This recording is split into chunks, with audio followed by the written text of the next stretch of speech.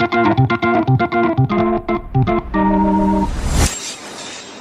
was emceeing a function the other night when this fellow suggested I have a couple of cheeky G&Ts before going on stage. Thanks, but no thanks was my response, as I never drink when working. Refusing to take no for an answer, he tells me the gin is completely alcohol-free and tastes exactly like gin. And in fact, if I didn't like gin, there were 12 other flavours to choose from. Show me the bar was my response. That guy was Mark Livings, and he's cracked the code on a range of alcohol-free spirits called Lyres that's taking the global beverage world by storm. It's an entirely sober episode 460 of the award-winning Small Business Big Marketing Show, thanks to Authentic Education, digital marketing agency Yellow, and American Express. Well, I said, welcome to a small business marketing show, where successful small business owners share their souls to take your marketing straight to the lead. Now, here's your host, Mr. Timbo Reid.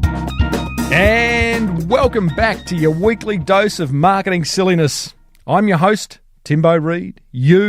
Infinitely more importantly, you're a motivated business owner ready to crank out some great marketing to build that beautiful business of yours into the empire it absolutely deserves to be. Today's episode 460 is made possible thanks to digital marketing agency Yellow, American Express business cards designed for business owners just like you, and marketing educators Authentic Education. A little bit more about those guys later on. Big show today. Mark Livings shares how he's created what looks and tastes like a hit range of non-alcoholic spirits. Now, I drank an entire bottle of his gin prior to coming on air, and I'm absolutely fine. You can't say that very often, can you? An entire bottle of gin? I actually didn't, but you could, because it tastes like gin, but it doesn't have any effect on you, which is pretty cool. Another listener wins over $1,000 worth of prizes in this week's Monster Prize Draw, just for sharing what marketing's working for them. Pretty simple thing to enter. Tell you how to do that later. And I'll let you know about a couple of great interviews I've got in store for you in the weeks to come. As per usual, team, there is marketing GOLD dripping from the ceiling over here at Small Business Big Marketing's HQ. So let's get stuck right in. Righto, let's meet today's special guest. Mark Livings is the co-founder of a portfolio of businesses across marketing and advertising, logistics and fulfillment, print and merchandise production, as well as brand incubation, whatever that is. He's also an active and successful venture capitalist. He's quite intelligent bloke, this fella, I've got to tell you.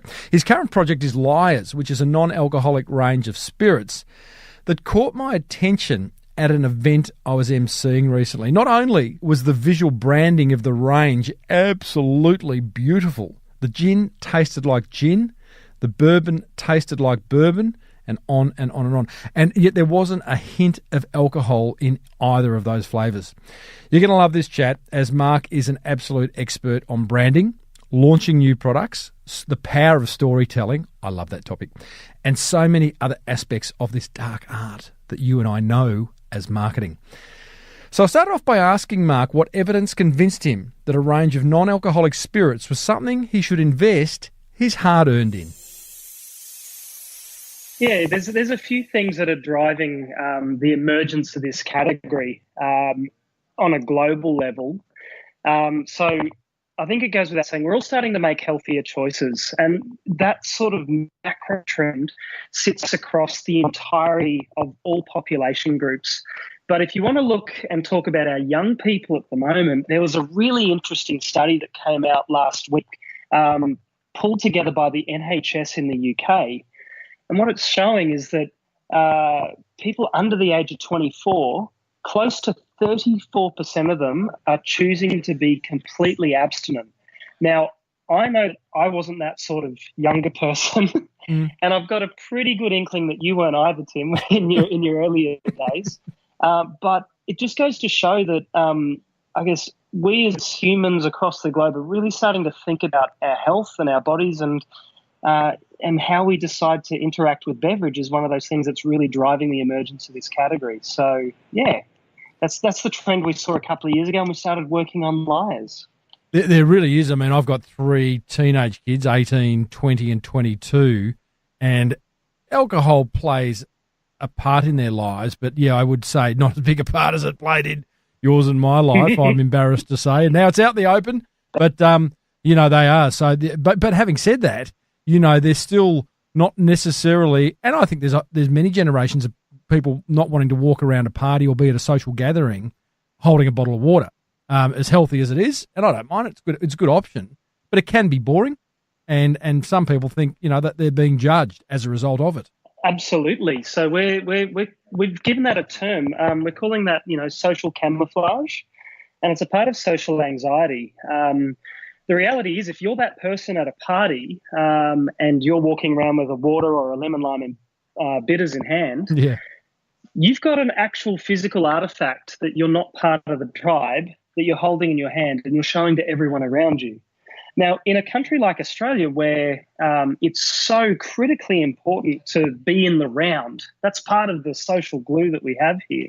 If you're outside of the round, it's no surprise whatsoever that people are going to change their behaviour and how they interact with you if you're outside of that social group. But also people feel less confident like they're part of that same group as well if they're not having a drink in hand at the time. So it's something we've latched onto with part of this brand as well. It's a really important factor. Well, hasn't it been done before? I mean, we've had non-alcoholic drinks before. There's plenty, really. But there's Kraken's, which many years ago tried to pass off, I guess, as sort of a spirit alternative. But what's the secret sauce that you've discovered that others haven't been able to? Yeah, the reality is that whilst there's been a latent consumer demand there, it's increased over the course of the last 5 years. But what's really interesting is that the food and beverage technology has also improved considerably in the last 5 years also. So we're now at a really interesting intersection where we can build beverages that are super close to the real thing. And this goes beyond just spirits as well. For those of you listeners who've tried the more recent non-alcoholic beers, they're so much better than they were 5 years ago. And that's to do with the technology that's out there. In a previous conversation with you, you were talking about there have been non-alcoholic spirits before. However, what they're doing is taking out the alcohol. They're actually starting with an alcoholic spirit and removing the alcohol, which that's right. That's still a good outcome, isn't it? You work at a more molecular level, but not great for Middle Eastern countries because they won't buy anything that's had alcohol in it. Full stop. So is that what you're doing? You're not working with an alcoholic spirit and removing the alcohol. You're doing something else. That's correct, yeah. So what you're talking about are distillates where basically you pump or you heat a base alcohol spirit. It's called an eau de vie or the water of life. A little romantic, of course, distillation. And that's pumped through, in the case of a gin, for example, that absorbs botanicals through evaporation. So you've got this hot, steamy alcohol that pulls essential oils and the like out of botanicals and goes around and around several times. And then you've got a gin. But how these have traditionally been made is alcohol's actually got a lower boiling point than water. So what happens is you then blend it in with water and you boil it gently and the alcohol evaporates off and you're left with a flavoured water. Now, the problem with that is that so one, in Middle Eastern countries, that still won't meet halal certification because it began life as an alcoholic spirit. And two, you're left with a really interesting flavour profile. So what happens when you apply heat to a beverage is you start to denature the compounds. And without getting too scientific, you start to pull apart things called fruity esters or polyphenols. They're the really interesting things that make up the perfume or the bouquet of a spirit, and also its flavour profile. So you start breaking those apart, you end up with something that's not quite right. The way I like to attribute it is that you start with this Mozart concerto and you end up with drum and bass. So you're missing all the middle parts of that beautiful melody that round out to make a beautiful song in spirits format. You're taking all the violins out, you're taking, the woodwind out, and all you're really left with is the brass and the percussion. So it's a really limiting way of making non-alcoholic spirits. Our way of making them is a little different. So what we're doing is we're acquiring those essential oils, fruity esters, polyphenols. We're getting them in a different method, and then we're blending them into a water base. So what we're doing is we're taking them in a cold press style method or an industrially macerated method, and then we're bringing them into that base spirit, and we're getting a far better result than our sort of forebears in the industry. Geez, you have just geeked. You've certainly geeked me out, and I love the language of different industries. You know how part of my job is speaking to people from so many different industries, and every single one has its own language. Eau de vie, I think, is my favourite. It's both romantic and scientific. So to get to the point where you are now with Lyre's, Mark, it's a pretty new brand. From my understanding, prior to starting Lyre's, you're not an industrial chemist or anything like that, are you? Were you running some kind of agency just for alcoholic beverages? Is that what you were doing? Yeah, sort of. So we ran a marketing agency, so that's called the Kinetic Agency, and we've been looking after some of the biggest brands in the world for the last 10 years here in Australia. So our clients include companies like Kellogg's and Ferrero and Coca-Cola, Reckitt Benckiser, etc. So interestingly, what we realised, and we're about 10 years in, Tim, what we realised is that as a smaller business, we had the ability to innovate in a much quicker way. We've got far more agility than those big global multinationals that I've just listed off.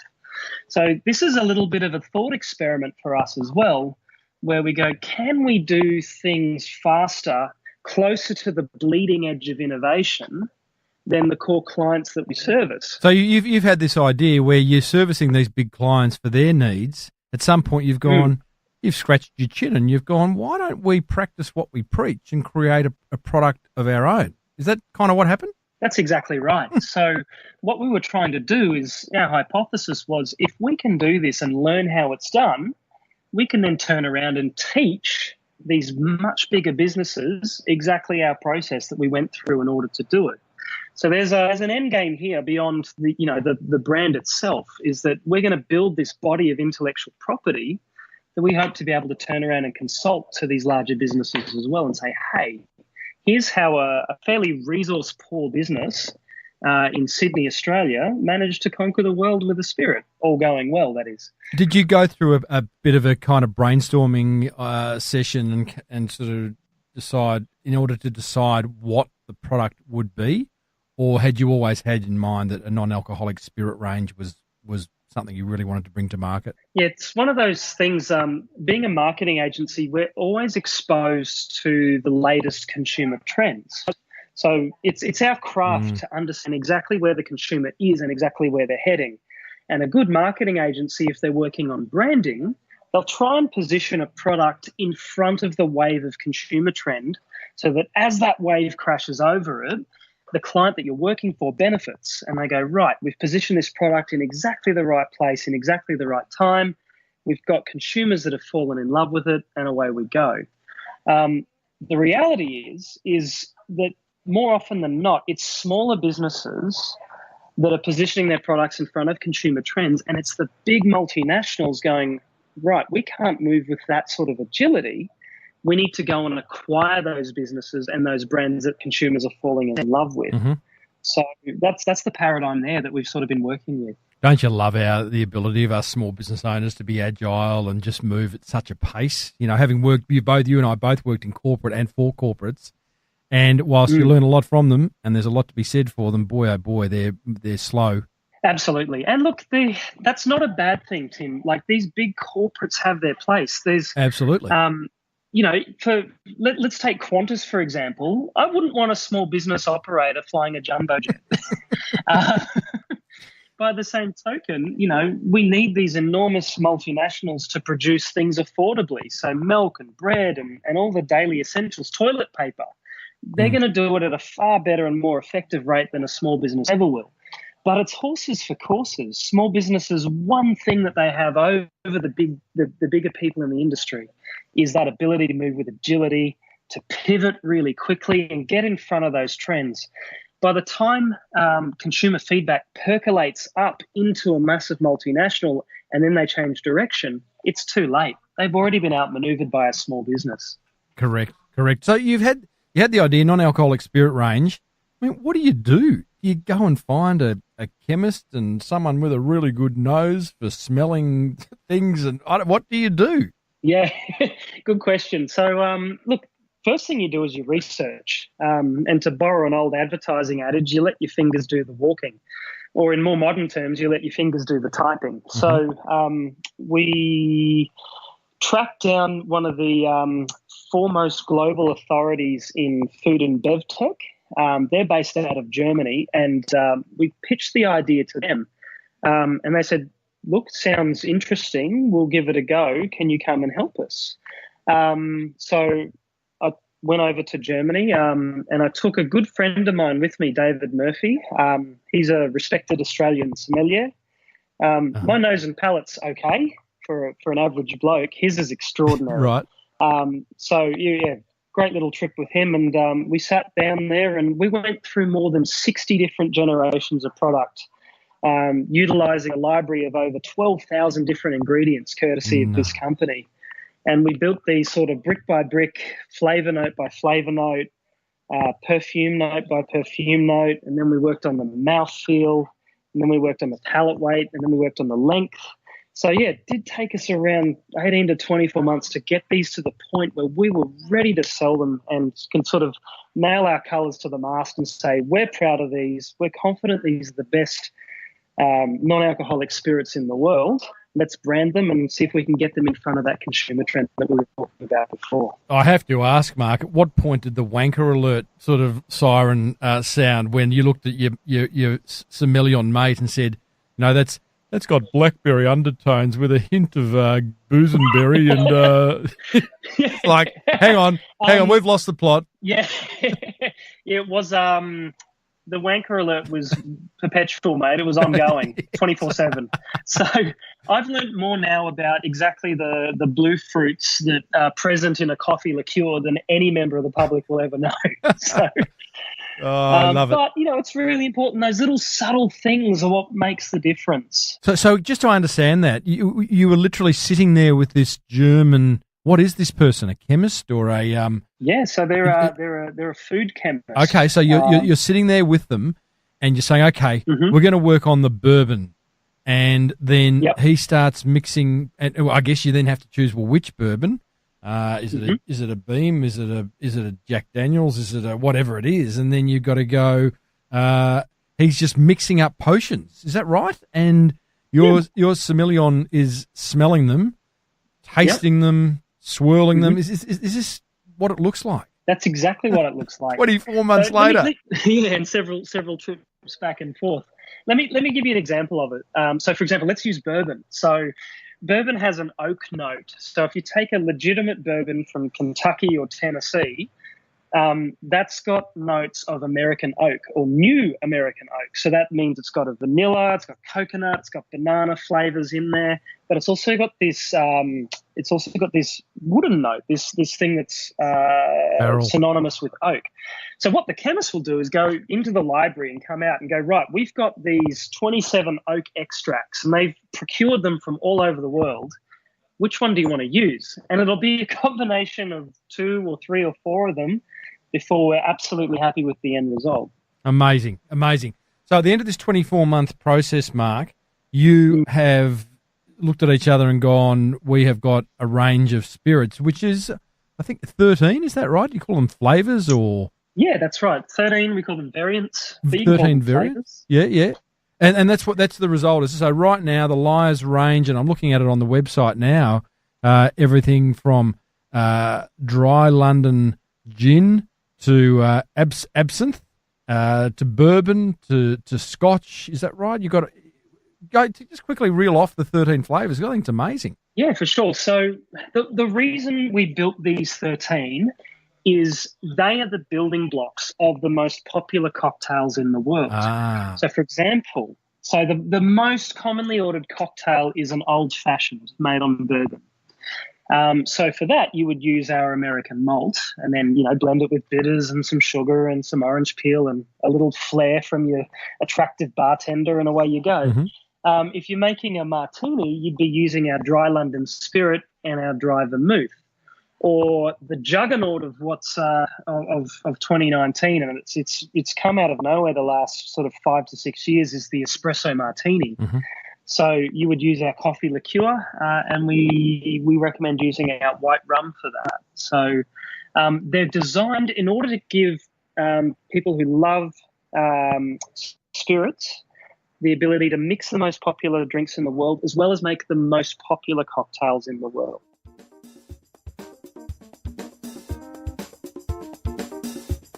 Having interviewed close to 500 successful business owners, I'm often asked what traits do they have in common? Two that come to mind immediately are their deep respect for the power of marketing and their solid commitment to never ever stop learning. And that's why I'm excited to tell you about an upcoming one-day marketing course being hosted by Authentic Education, which is a BRW Fast 100 company. Happening around Australia in June and July 2019. Amongst other things, if you attend, you will discover 6 steps to nailing your Facebook ads, high converting copywriting techniques, a formula for writing email subject lines with ridiculous open rates, a simple $20 a month marketing hack that can generate multiples, you'll get some social media training and plenty more. So if the idea of getting a grip on your marketing appeals, and I know it does because you're listening to this show, then take a day out of your crazy schedule and go and learn something new to build that beautiful business of yours into the empire it absolutely deserves to be. You can find all the details out about that course, that one-day course, over at authentic.com.au/Timbo. That's authentic.com.au/Timbo. Now, I'm guessing your business has many needs. Maybe you need extended cash flow to bring to life that genius marketing idea you've been sitting on for way too long. Or maybe you'd love a rewards points program that had you flying at the pointy end of the plane on the trip of a lifetime. Maybe you're just like a business tool that made running that beautiful business of yours just that little bit easier. Well, here's what I'd do. After the show, check out American Express's range of business cards designed specifically to help small business. Simply Google Amex Business to find out more. We're chatting with Mark Livings, who is the founder, the creator, the mad scientist, I don't know what we call him, behind Lyre's spirit, Lyre's range of non-alcoholic spirits. It's spelled Lyre''S. Mark, why the name Lyre's? It's a great question. And look, this has been a bit of a journey for us as well. So we originally started with wanting to call the brand Zero Proof, which is, proof is a measure of how strong a spirit is in terms of its alcohol content by volume. And then what we did is we started testing that with consumers. And whilst it made sense to us because we have the industry lens, if you took it to a typical member of the public, they didn't really understand what proof is. And for me, that's just a good reminder not to sort of talk to your circle, you really close people about your brand. You really need to talk to the people that you want to sell to in order to see, have you got it in the right position? For me, it's one of the cardinal sins in marketing is if you try and sell something to yourself rather than the person that you want to sell it to. So we ended up shelving Zero Proof. I would have thought that Zero Proof would have been a bit of a failure of a name because it kind of says what it does. And I'm not sure people want to be seen to be drinking something that is zero. At the end of the day, what you're trying to replicate is an alcoholic drink. So it's probably flawed on 2 counts. Lucky you didn't go that way. So why Lyres? So interesting. So the interesting thing about Lyres is we really struggled to find the brand, and it was one of our creative team members from the kinetic agency that came up with it. We were looking at Australian animals because we thought, the fact that these were built in Australia, we thought there was a little bit of an interesting story there. And he came across the Lyrebird. Now, for those of you who aren't avian enthusiasts that are listening to this show, the Lyrebird is held up as nature's greatest mimic. It's a bird that's capable of reproducing the bird song of any other bird that it hears or is exposed to. So we thought that's such an incredible mascot for our brand because we're trying to mimic these spirits that people have fallen in love with over the last 100 to 200 years. What better mascot, what better icon than the Australian Lyrebird for the brand? So that's how Lyre started. And then we said, right, we've got this Lyrebird. What are we going to call the brand? And then we shortened it to Lyres, and we realized it worked phonetically really beautifully. So someone can go up to a bartender and ask for a Lyre's Old Fashioned or a Lyre's Gin and Tonic. It sounds like they're being a little cheeky. It sounds like there's a little secret between them and the bartender. So we thought, right, we've struck gold here. This is a really rich vein to mine. So we built out the brand around the Lyrebird and Lyres, and it's the brand that you see now in front of you. Well, I think it's genius. So talk to us more about building the brand out. You've got the name, obviously being a podcast, it's audio only, but the visual brand is quite beautiful. The bottle is beautiful. The labelling is beautiful. Just talk us through how all that came together. Sure. And look, that's something that our core business does on a daily basis. Branding is something that I actually sort of run masterclasses for startups and the like on. So I can talk about this at length, Tim. Go. But the trick to branding is you want something, you want a property, you want something that's grippy that people can fall in love with. And that's what we set out to do. Is a brand realistically and romantically reflects people and what they aspire to be and what they aspire to affiliate themselves with. So let's look at two ends of the spectrum. So let's look at Rolex watches, for example. So a Rolex watch is, again, it's a physical artifact that you wear on your wrist that's visible to the public that says, I've made it. Now, we've, of course, seen a number of people rip off Rolex watches. If you've been to Bali recently, I'm sure you can acquire one for around $4 or $5 Australian dollars. But what they're doing is they're borrowing what we call brand equity, and they're taking that sort of premium position that Rolex have crafted for themselves, and they're trying to deliver it at a lower price point. On the other end of the spectrum, you've got these everyman brands. So let's have a look at Holden. Now, sadly, they've closed down in Adelaide, but for a long time, that stood for being Australian, supporting Australian industry, and supporting Australia as a concept. So if you were driving a Holden Commodore or a HSV, there was no doubting that the person behind the wheel, typically a man, was a dyed-in-the-wool, knockabout, true blue Aussie fella that supported Australian jobs. So that's the sort of signal that was sending as well. So going from the everyman brands all the way through to these super premium luxury brands, we've got a range of what we call archetypes that sit in the middle. Now, archetypal brand theory, if your listeners aren't aware of it, it's something, again, you can Google. It's really interesting stuff. The basis of the theory is that we have these characters that appear in our lives in works of fiction that are continuously repeating. So, for example, in the story of King Arthur and the Round Table, we've got Merlin, who's the wizard. In a modern context, we've got the Matrix, and you could look at Morpheus. He's giving out the blue pill and the red pill. They're being magical, and they're transforming the reality of the people around them. That's the archetype that we've selected for Lyres. We are the magicians. We're doing the impossible. We're redefining reality with a little bit of mystery and with a little bit of magic.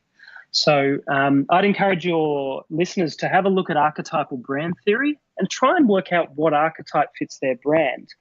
And once they've worked that out, that can really help them shape their communication, their brand, and to come back to your question initially, what the visual expression of that brand looks like. So for us, you'll see that Lyres, and thank you, you've called the brand beautiful. Yeah, well, it is. I mean, it jumps out at you. I mean, I've been lucky enough to hold the bottle and taste it, but I'm looking at the range scroll through the website right now, and again, I'm encouraging everyone to have a look at it, lyres.co.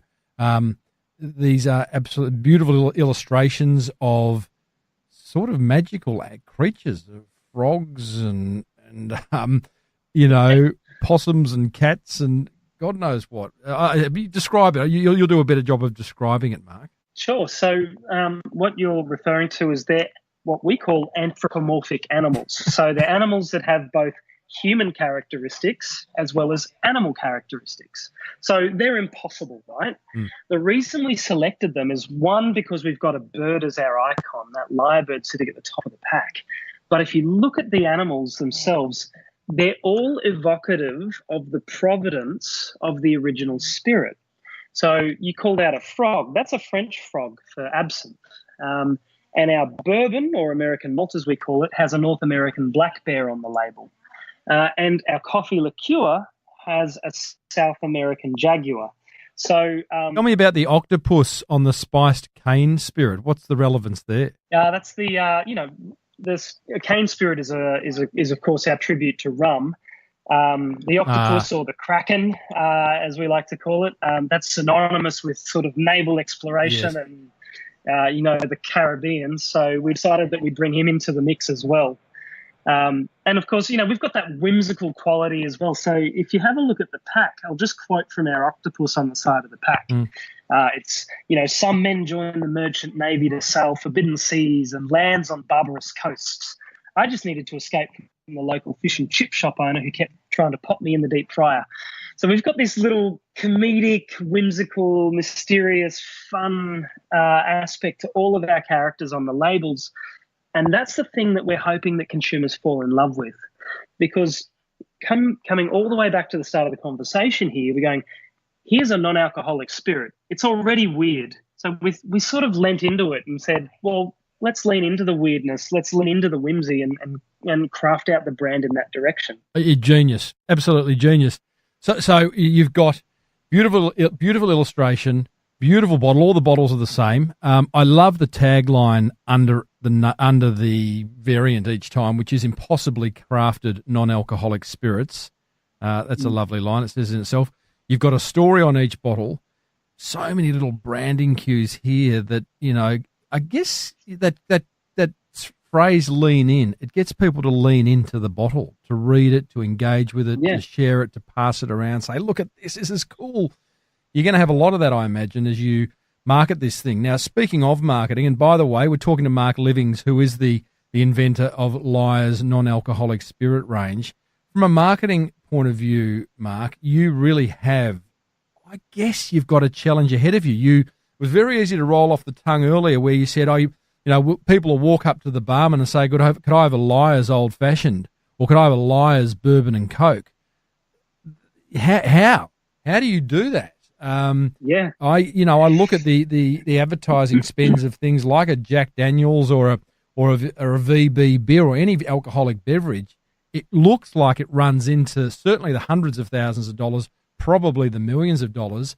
I'm guessing you don't have that. So what's your marketing strategy? Are you out there trying to get distribution and hope that then just feeds through at the bar? Or are you wanting to be on TV and running a clever campaign where people say, can I have a Lyre's? What's the go? Yeah, sure. So what you're referring to, we call in the industry as a bar call. So if you want a product, you make that bar call for the product. So I guess Coke is synonymous now with cola. That's the bar call for a cola. If you want to take that across to other industries, you can have a look at things like tissues. People call them by their brand names. Someone says, pass me a Kleenex. And if you're looking at vacuum cleaners, people still call them Hoovers, which is a brand of vacuum cleaner. It's not the only one out there. So for us, language in branding and language in marketing is incredibly powerful. If you control the language, you can control the consumer's preferences. And if you're synonymous with the category, you achieve what we then call category captaincy. And that's where everyone looks to you to set the pace. So that's our destination. Now, to come back to how do we create that, that's the mystery. And, people, to your point, spend hundreds of thousands or millions of dollars trying to get their brand to that point. So for us, what our strategy is going to look like is, because it's an alcoholic spirit, we really need to engage the people behind the bar. They're the people who recommend things and advocate things to people who walk in. I'm sure all of your listeners have had the experience where they walk into a bar and say, what do I want? Mm-hmm. And what we know through observation is people come in and go, right, I'm not drinking this month. It's dry July, or I'm doing my 8-week body challenge, or I'm pregnant. They wander in and go, what's available non-alcoholic? And I don't want a mineral water because it's boring, and I don't want a soft drink because it's too sweet. They'll ask their bartender for a recommendation. And he or she will then turn around and say, well, what do you normally like to drink? And then hopefully we're hoping that people go, well, we can make that for you. We can give you a Lyre's Amaretto Sour or a Lyre's Old Fashioned. And that's how we're hoping people come into the brand and sort of fall in love with it in that way. There is a bit of an education, well, not bit of, there's a big education process for Lyres in regards to bartenders. When I sampled Lyres at a function a few weeks ago, there were two things that you brought to my attention. One is they've really got to use the correct ice. They've got to use cubed ice as opposed to the thinner ice that melts more quickly, because Lyres doesn't like a lot of water necessarily. And second part of that was that really a 30 ml shot isn't going to cut it in a standard sized bourbon and Coke or a Lyre's mixer. You really want a double. They've got to be heavy handed with the mixing. So again, how do you begin that education process? Are you just heading around to all the bars in Australia and the world? What happens? Yeah, that's a really important part of it. So I'll just touch quickly on the science why we need to do that, and then I'll talk to you how we're going to sort of tackle that challenge. Because these are in a water base rather than an alcohol base, if you add more water, they dilute and you lower the flavour profile, which is already a challenge because we don't have the benefit of ethanol to carry that flavour forward with us.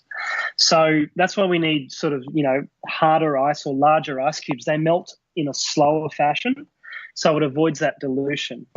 And then, of course, to get to the same flavour intensity as an original spirit, you do need a slightly larger measure. And that's because we've pushed our flavour intensity right to the cutting edge of food science.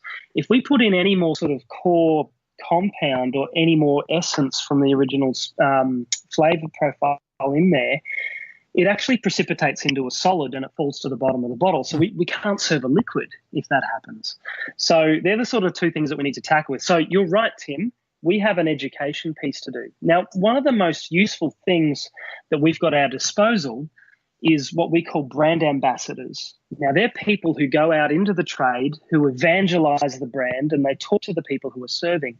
So we are recruiting brand ambassadors in multiple geographies, Australia, the US, the UK, and Asia, to go and talk to those bars and show them exactly how to use this product. And then we can also recruit influencers. We're living in the age of social media and its importance to the social narrative. If we can bring in some key influencers that can show a large number of people in a very short amount of time how to use the spirit, we'll be a long way to having people get their head around this particular emergent and new category and exactly how to use it in their bar or when they're making drinks at home. Just tell us a little bit more about that. We've talked about influencers on the show before. Brand ambassadors, how do they differ from a sales rep going into a hotel? Yeah, sure. So a sales rep will sit there and they'll talk about, okay, here's the price and here's the terms and here's when you can pay us and here's your discount and so on and so on and so on. A brand ambassador doesn't get down into the weeds of the commercial part of the brand. They sit there and they talk about how it's used, what it represents, what consumer it's being sold to. They're the sort of excitement merchants of the brand that help people understand, right, here's extrinsically all the stuff outside the bottle that matters and intrinsically all the stuff inside the bottle in terms of how it's used. That's what they do really, really well. And then once they've established that, they then hand it to a salesperson in order to discuss the commercials of the brand on the way through. So that brand ambassador model, that doesn't apply to just spirits. That can work in a number of other industries as well.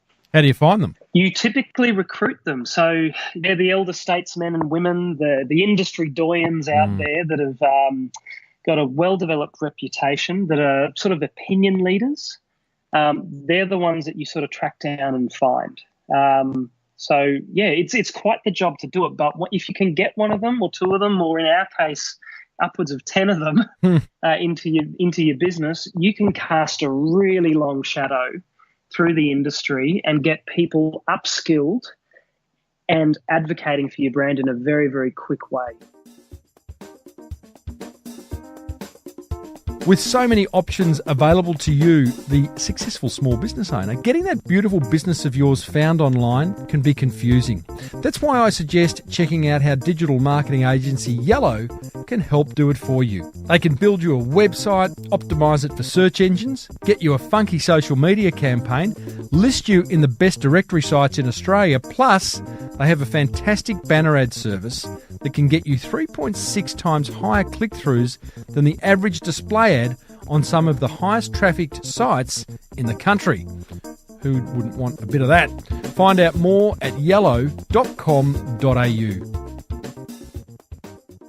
Mark, you've just been on trips to the UK, to the US, talking to potential distributors for the very first time. What's the interest, the uptake? Are people laughing at you? Are they sort of closing the door and saying, don't tell anyone else about this, this is awesome?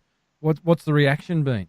Yeah, it's an interesting one. And you look, to be frank, Tim, there's been a little bit of door closing. Like, you guys are idiots. You don't understand what a spirit is. But the overwhelming majority of feedback is, that's incredible. When is it available and how much is it? So what that's telling us is that we've really, really hit this sort of consumer trend with a product at the right time. What's really interesting, Tim, as well, is the industry as a whole is in a bit of an interesting position. So as we talked about earlier in the segment, we've got most segments of the population are electing to drink less. So what that's manifesting in is, if you're a bar or you're a bottle shop, you're getting less footfall. You're getting less people come through the front door. So they've got a problem. If they're a major wholesaler or a major distributor, this social trend is impacting the entirety of their portfolio. So in the US, for example, over the last 5 years, we've seen total alcohol sales decrease by close to 1% year on year, courtesy of this macro trend that we're seeing across the entire globe. So these guys are very cognizant of the fact that organically the industry is shrinking, and they see brands like Lyre's that are giving consumers the ability to go and enjoy these venues that are beautiful architecturally, where you can go and connect with other humans, that promote great conversation. They can continue to deliver the wonderful theatre and pageantry of making a cocktail or a fancy drink. They're very Instagrammable for young people, of course. They're seeing this as a really interesting way to keep these sorts of venues relevant to consumers as their tastes change. So overwhelmingly, as we've traveled the world and we've taken this show on the road, so to speak, we're being welcomed, and it's a really exciting time. You're excited about it, aren't you? Oh, you can tell, I'm sure. What's it feel like to know that you are onto something special? Yeah, it's an interesting one. Honestly, Tim, we're so exhausted and elated. It's a funny mix of emotions. And I've been here before. I've been the founder of a couple of other businesses, and I know this feeling when things start to ramp up and when things really start to work and you start to see that growth happen. You're just so focused on execution that often it's not for another 12 or 24 or 36 months that you turn around and look back and you go, wow, my goodness, what a journey. We did all right. So I get that feeling coming across me at the moment regarding Lyres. Well, good on you, Mark. It's exciting, mate. Now, most of my listeners are in Australia. There are some over in the US and other parts of the world. They can visit lyres.co, lyres.co. If they want to try it right now in May 2019, where can they go? Look, to make it really easy, the product will be available through Dan Murphy's online and a site called My Bottle Shop, mybottleshop.com.au. That'll be available within the next sort of 4 to 5 days. And it should be, we've signed up, I think, close to 13 to 14 major Australian wholesalers in all geographies. So what that means, that'll be percolating through into their local bottle shops or into bars that are near them in the very near future. So I would be surprised if they can't find it somewhere nearby by the middle part of May. Now, in the US and the UK, we're about to announce who our distributors are there. They're going to be a little slower. I think people in those markets, they'll start to see it available closer to July in the Northern Hemisphere. Brilliant. Great distribution already. My last question, just pricing-wise. I mean, spirits are expensive. You know, to buy a spirit in Australia now, Bourbon and Coke, it's $8, $10, $12. What are we paying for a Lyre's Bourbon and Coke or a Lyre's Old Fashioned? Yeah, it's a good question. So to understand the pricing, you got to understand what COGS, or the cost of goods sold. So if you're a bar, you know, if you're making a cocktail, a good chunk of what you're paying across the bar is the labour of the bartender. So Lyres are actually quite an expensive product to make. But the good news is that they do sit sort of 10 to 15% below what it would cost to buy the original spirit, in inverted commas, and that'll flow through to what we believe on-premise venues will be charging. So if you're paying sort of $7 or $8 or $9 for a mixer in the on-prem, we expect that to be $1 to $2 to $3 cheaper. And if you're paying $15 to $20 for a cocktail, we expect that to sit at sort of between $10 and $13. But that will vary venue by venue, and it's all to do with exactly what the cost of their labour is and what the cost of all the adjacent ingredients are that are going into that final cocktail as well. Mark, well done, mate. I wish you all luck in the world. And what do I say to finish this one off? Prost. Cheers. Salute. Salute. Good on you, mate. All the best. Thank you, Tim. Well, there you go, team. Lyre's founder, Mark Livings. I'm going to go on record as saying that's possibly the geekiest marketing chat I'm yet to have on this show. 460 episodes in. Archetypal brand theory, category captaincy, love it. Love a bit of that meaty stuff. If you investigate it, let me know. Leave a comment in the show notes. Hey, by the way, Mark has kindly donated 20 full ranges, that's 13 bottles each, of Lyres for me to give away to winners of the Monster Prize Draw. It's valued at over $500 each range, so it's 13 different flavours. All you got to do, I'll explain how to enter later. It's a pretty good prize, and there's other prizes too that you would win. Hey, but first, thanks to American Express, digital marketing agency Yellow, and marketing educators for small business owners in Australia, Authentic Education. Here's what grabbed my attention from our chat with Mark. Attention grabber number one. As small business owners, we can move incredibly quickly, so make the most of your agility. I love Mark's view on that. We can. We're so much more flexible and agile than the big guys, and it's a competitive advantage. It's a point of difference. So think about how you can be more agile in your business and make those changes quickly and get ahead of your competition. Attention grabber number two. I love how Mark's built the Lyre's brand from the ground up. From the story behind the brand, like the Lyrebird is nature's greatest mimic, that's a great little story in itself. To the visual branding, the bottles are beautiful, the labelling, the logo, the font is beautiful. To the stories that live on each bottle, they're really entertaining. So I'd encourage you to go and check it out and see what you can learn for your business. Go over to Lyres, that's lyres.co to see what I mean. And attention grabber number three. I love Mark's use of employing brand ambassadors to evangelise the Lyre's brand. People who are getting out there, not just selling, but actually telling the story and to people who have never heard of this thing before. So there's a great educational role. There's a role of getting people excited about what this Lyre's brand is and helping people to get interested in it themselves. Brand ambassadors, great idea. What grabbed your attention? I would love to know. Head over to smallbusinessbigmarketing.com/460. Do you know what you can do over there? You can read the show notes. There are links to all the resources I've mentioned in this episode. There's a whole printed transcript of that interview. And you can go and hit the button and share the episode on Facebook, Twitter, LinkedIn, all those things. I'd love you to do that. Thanks. smallbusinessbigmarketing.com/460. Come on down. It's Timbo's Monster Prize Draw.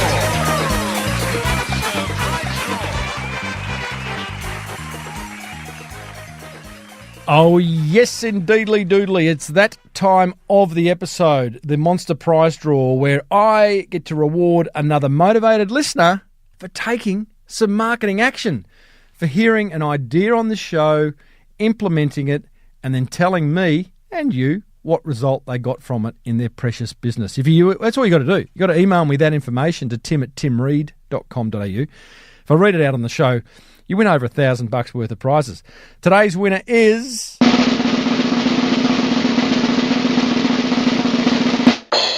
Jamie Ross of Premium Property Care. Well done, Jamie. Jamie says, "Hey, Tim." Hey, Jamie. "I started a business based on the motivation and ideas I got from episode 433 about platinum electricians. I've listened to the episode 4 times now." I love it when listeners listen more than once. It excites me. "As a result of hearing Joshua's story," Joshua is the owner of Platinum Electricians, FYI, "I took the plunge and started a business doing what I really love, helping people improve and maintain their beautiful patch of Victoria. We help small farm and property owners, 2 to 200 acres, improve their homes and land and care for their place as much as we do our own." That's a nice little pitch. "It's a side gig at the moment while I continue my corporate management role, but we're growing already by sticking to the key principles you and Joshua discussed in that episode around going above and beyond to wow your customers and build by word of mouth and reputation." Well done. "Well, while it's just me so far," Jamie goes on to say, "I already have a clear, repeatable operating model and way of working ready to grow." Excellent. Repeatable operating model. That's just what you want. You don't want to be recreating things each time. So thank you, Timbo, for giving me not only some great actionable ideas, but also hearing the story of someone who just went for it and grew bit by bit, gave me the push to get going. By the way, I've been a listener for so many years, way back to when the podcasts were in double or maybe even single digits. Oh, God, that's like 10 years ago, Jamie. Haven't you got something better to do, young man? Love your work, Timbo. I get both tips and motivation from you every week. Cheers, Jamie. Jamie, you're a good bloke, and I really appreciate that. For sending me, and not really sending it to me, that you got to do that to get on the show, but for actioning. That's why I am rewarding you for actioning what you are listening to. Over 10 years, you've won over $1,000 worth of prizes, including a full range of Lyre's non-alcoholic spirits. That's valued at over 500 big ones. A $50 Sendall voucher. A $100 voucher to buy some tradies undies. $50 voucher to buy some Sand and Abel PJs. A $75 voucher to use at City Larder. Get some fancy pate. Past guest. That fella, he was awesome. In fact, I haven't. It's not a past guest. That's an upcoming episode. You are going to love that. There you go. I've let the cat out of the bag. A My DNA test kit, $99. $75 voucher to use at snottynoses.com.au. That's when the grass seeds get up your nose. Jamie, you can use that to get one of those snot-sucking machines. I know that sounds disgusting, but it's a past episode. $75 voucher to use it on-the-go merchandise. Plus, you get promoted on this show. Plus, you get a backlink in the show notes, which Google love. All that's worth over $1,000, and you are a winner, Jamie. Everyone else, just send me one marketing idea that's working for you that you've learnt on this show and how it's impacted your business. tim@timreid.com.au, and you win. Well, that almost wraps up episode 460 of the award-winning Small Business Big Marketing Show. Thanks to digital marketing agency Yellow, Small Business Marketing Educators, Authentic Education, and American Express. You can check out Yellow's suite of products to get you found online over at yellow.com.au. I'd suggest you do that if you want to kind of up your online marketing game. Be sure to register for Authentic's upcoming marketing training over at authentic.com.au/Timbo. That would be a good day out for you to expand your mind and figure out how to grow that beautiful business of yours just that little bit more. And check out Amex's sweet range of business cards by searching Amex Business. Hey, next week we catch up with the founder of a BRW Fast 100 company who attributes much of his success to smashing his marketing out of the park. Don't forget there's an entire back catalogue of interviews over at smallbusinessbigmarketing.com. If you love this show, let another business owner know by tapping them on the shoulder and say, hey, I reckon you should listen to the Small Business Big Marketing Show. It's a podcast and it's really good. Until next week, I'm Timbo Reid. You're not. Thanks for tuning in. May your marketing be the best marketing. Bye for now.